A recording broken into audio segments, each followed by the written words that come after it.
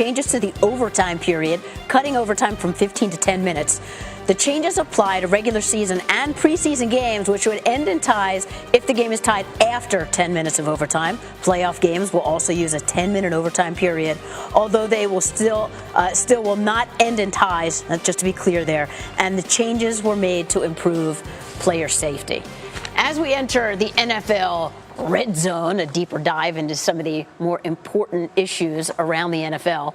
So I'm thinking back to late October, Seahawks-Cardinals tied at 6 after overtime, and days later, both head coaches were talking about their players were gassed. They couldn't seem to recover from that.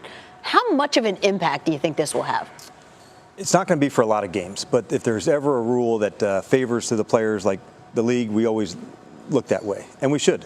And so this one definitely, if it's for player safety, we should go that way. It's going to be a really small percentage of games that would make it all the way to the end, but for those ones, 10 minutes is plenty of time. Both teams will likely get a possession if during that time, and let them battle it out. Yeah. It's an average of 20 plays per year, going back to the turn of the century, so over the last 17 years. So you're really not talking about very many plays that they're reducing, and if you average it out over the course of the season, it's basically one play per week. But again, to your point, Susie, the players, I guess, do get tired in that extra 5 minutes of that overtime period if they do indeed get that far. Here's over the last 5 seasons, 6% of games have gone to overtime. Yeah, so it could be challenging on a night game and then turn around, get ready to play Thursday again.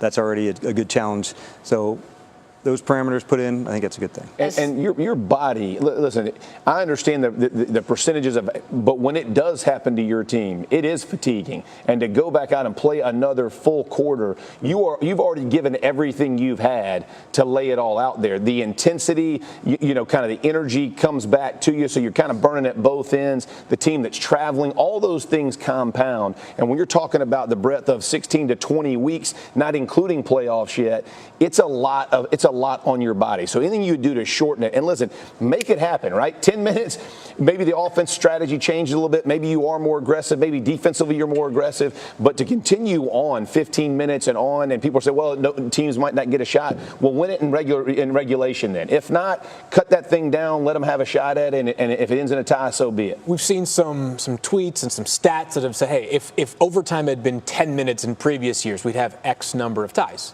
The point's valid to an extent, but I also think it's worth noting that coaches will probably coach differently. Exactly. 100%. With a compressed time frame. Or, hey, listen, you may not have been as aggressive when there was 6 minutes and 42 seconds left on the clock in overtime as you would be if there were 1 minute and 42 seconds left on the clock. So I don't think it's going to result in, ties left and right. You're going to have that third column that you're dealing with in games back and all that. But if the goal is player safety, as we talk about all the time and the NFL does as a league, that's the most important thing we have going. How do you feel, Dan, about the idea that in a Super Bowl setting, a playoff game, that one team can win the coin flip, as you just went through, and not get a position? And you've been on both sides of it, of course. I have. In the playoffs, we've seen Seattle. You alluded to a play where Jermaine Kearse caught the touchdown pass on the opening possession of overtime. How do you feel about the fact that both teams are not assured of getting a possession? Well, just a few years ago when the change was made to allow, if there was a field goal, to get a chance to go back. But if you scored a touchdown, I think everybody saw the rationale in that. And I have been on both sides of that. So I can't talk out of both sides of my mouth and wish we had a possession in the Super Bowl. But what I can say is you have your ops, and then you got to go nail them when they come. Yep. And if the team drove down and scored, then they outperformed you in that instance. Overtime, not overtime. So I'm really comfortable with where it's at. But there's something that's unfair to me, that you lost the coin flip and you never got the football. Well, we could have stopped them to a field goal, and those things happen. So there's got to be part of that in the game, in my opinion. That's right. Some coin flips, some stuff, and you got to go battle for it. Having that type of environment, they're ready for it. The guys are, and they're ready to go battle. Just sometimes a play happened. Like I said, in Seattle, I was on the other end of it where I was really happy that it, and I think from a couple plays. Shefty, from where you're coming, that's more of a fan and kind of pundit type mentality, right? It's not fair. But as a player, I've had every shot I was afforded every shot to win the game in regulation, and here it is, right? Like Coach Quick, stop them, right? You got the opportunity, stop them. Make somebody earn it. At some point, it's not going to be fair. Life's not fair. We can complain all we want, but here's a shot. You had 4 quarters to win it. You didn't. You didn't. I don't want. Everybody else can make excuses about coin flips, this, that, and the other. Once we took it to where you have to score a touchdown, because I did believe that was an unfair advantage. The guy can kick a 65-yard field goal,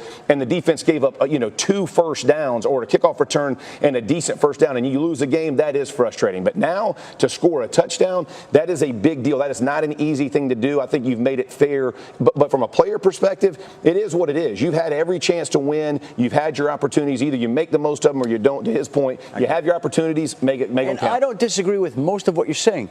But again, the coin comes up a certain way in overtime. And I don't know that anybody was going to stop Tom Brady at that point in time, with all due respect. And because the coin came up the way it did, you never get the football. Over. Well, maybe the coin went the other way. But when you practice situational and you have football, a chance to go down to score too. So how much do you want to avoid overtime at any expense, really?